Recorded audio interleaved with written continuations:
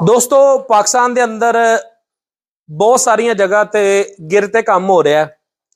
मैं बहुत सारे गिर के बच्चे देखे ने। मैं लास्ट टाइम एक गिर की तुहाडे नाल वीडियो भी शेयर की है, लेकिन बड़े घट जिहड़े ने ऐसे जानवर देखे ने जिहड़े प्योर ब्लड है। साडे सामने वच्छी खड़ी है जी माशाअल्लाह, तुसीं इहदे कन्न चैक करो। सिंगां दी चलो डिहार्निंग की हुई है, डिसबर्डिंग की हुई है, सिंग खत्म किए ने, लेकिन वच्छी 110% गिर है। ये वच्छी ब्राजील की ब्रीड है, ब्राजीली ब्रीड असीं इहनूं कहने आ। ਇਹਦੇ अंदर दुध की पैदावार जी है इस टाइम 123 लीटर जो रिकॉर्ड लगा है दुनिया के उत्ते गिरलैंडो ने लाया, ना अमेरिकन डच ने लाया, ना उस तो बाद HSF ने लाया, ना जर्सी ने लाया, ना जैकिसन ने लाया। जिन्नियां भी दुनिया के अंदर नस्लों ने किसी ने भी नहीं लाया।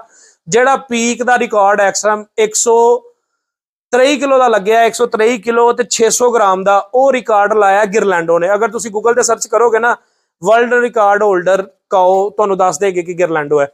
यह जनाब वो गिर है, प्योर ब्लड गिरद है, इंतहाई खूबसूरत है, लंबाई बहुत अच्छी है, हाइट वाइज बहुत अच्छी है।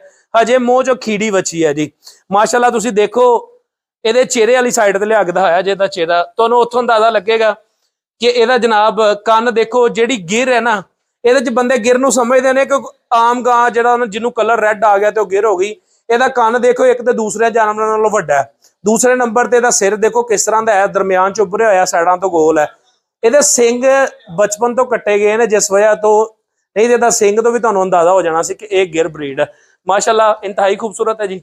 डिस्ट्रिक्ट मंडी बहाउद्दीन दे विच साडे भाई ने मूसा रांझा साहब उन्हां दे कोल खली है।